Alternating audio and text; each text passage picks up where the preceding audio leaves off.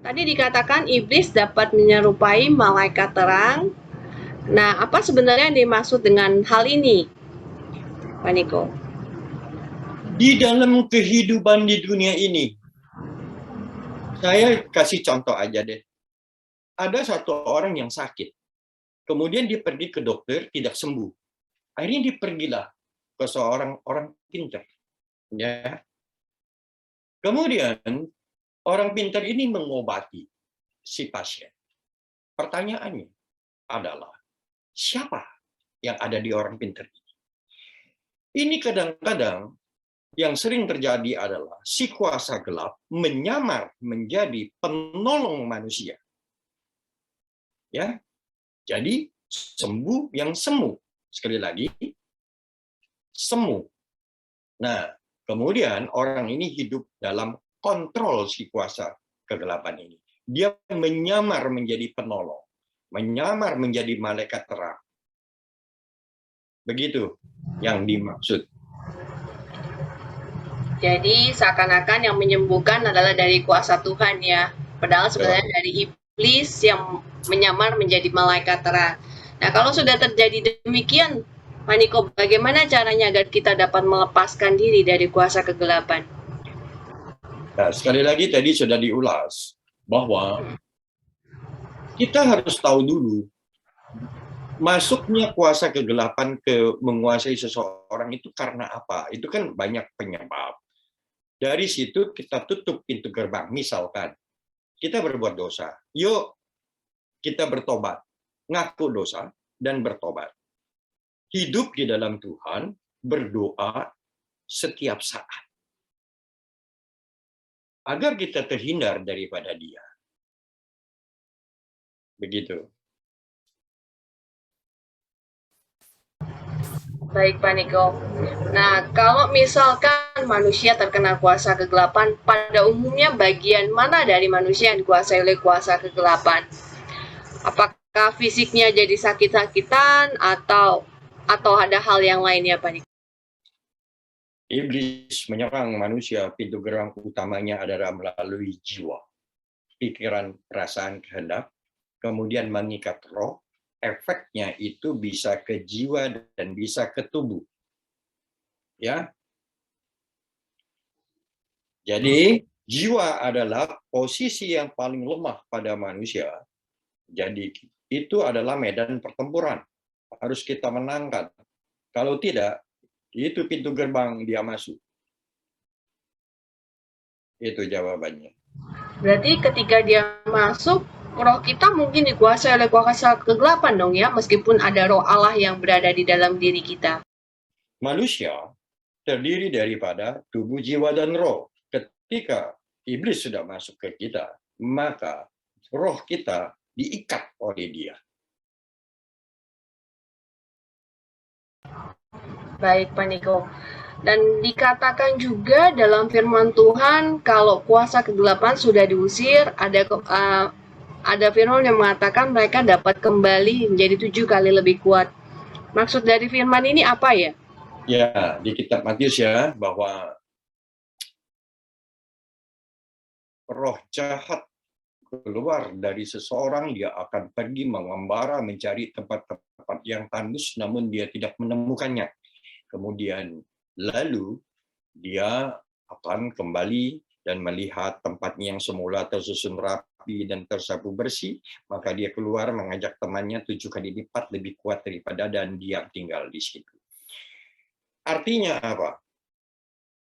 Jangan sembarangan mengusir setan kalau orangnya itu belum siap untuk bertobat.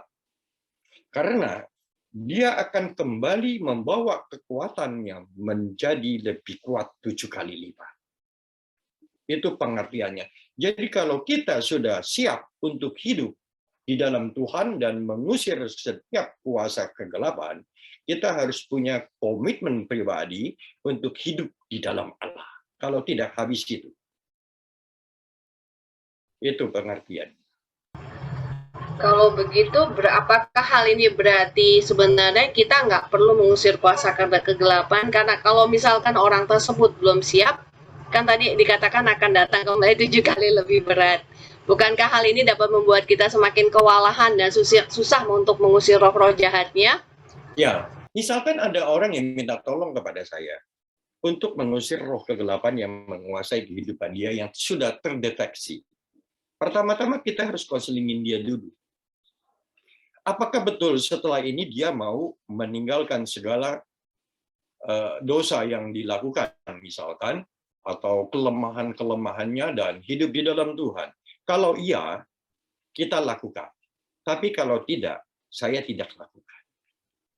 Jadi ada dua pilihan. Tetapi kalau kita sudah tahu bahwa di sini ada kuasa kegelapan, kita tidak usir. Dia akan menunggu waktu yang tepat untuk menyerang Anda. Lukas 4 ayat 13.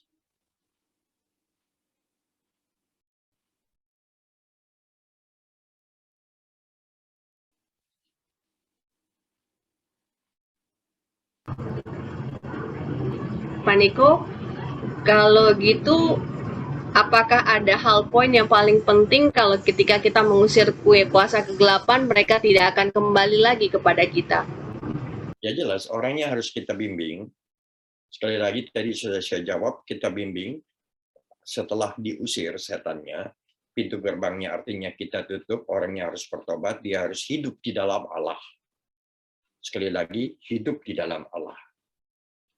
Itu.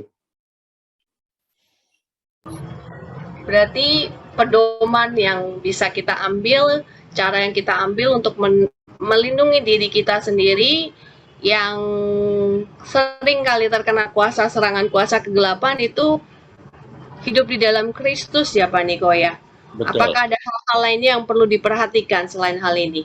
Saya ingin sedikit sharing, kalau misalkan saya di dalam pelayanan ini, saya ingin menjelaskan ya, setan itu, kuasa gelap itu banyak menguasai manusia. Satu, akibat luka batin. Ya.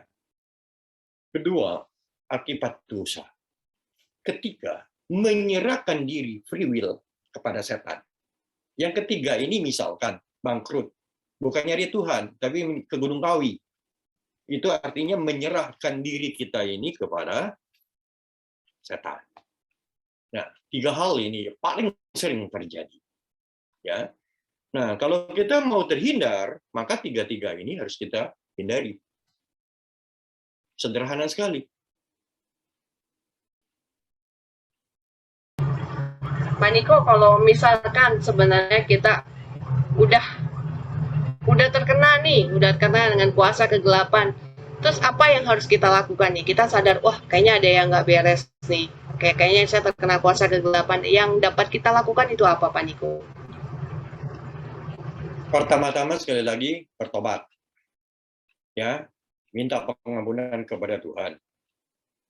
Tidak melakukan hal-hal yang dilarang oleh Allah. Kemudian mengambil kuasa Allah, kuat di dalam kuasa Allah, Efesus 6 ayat 1, untuk menolak semua campur tangan setan terhadap kita.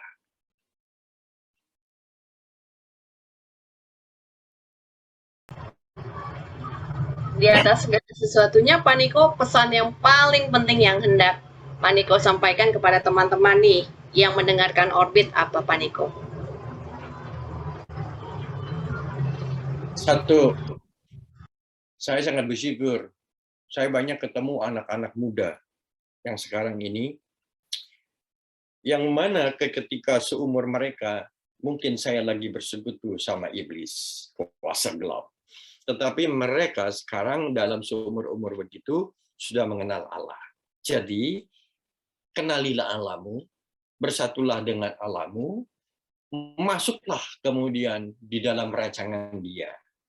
Ya, belajarlah untuk berkomunikasi apa sih kehendak Tuhan terhadap saya. Itu pesan saya. Ya. Terima kasih banyak Pak Niko atas waktunya. Teman-teman, demikianlah bincang-bincang kita dengan Bapak Nikolas Gustono mengenai kuasa kegelapan. Semoga dengan bincang-bincang ini menambah wawasan kita supaya diri kita dapat melindungi diri kita, keluarga kita dari kuasa kegelapan, dan kita dapat mempunyai hubungan yang intim dengan Tuhan, berkomunikasi dengan Tuhan. Jadi kalau kita melakukan kesalahan, kita harus bertobat sehingga kita menutup semua gerbang dari kuasa kegelapan. Demikian ya Pak Niko ya. Ya, jangan luka batin. Ya, jangan luka batin. Teman-teman, ingat terus ikuti seri Orbit yang lainnya, juga renungan singkat, dan juga kita dapat mendengarkan lagu-lagu pujian di channel PDPKK Emmanuel. Dan ingat juga untuk mengikuti persekutuan doa umum PDPKK Emmanuel setiap Sabtu pertama jam 10 pagi. Terima kasih teman-teman sudah mengikuti acara ini sampai akhir. Semoga talk show ini dapat menjadi berkat buat kita semua. Tuhan Yesus memberkati. Terima kasih Pak Niko. Terima kasih.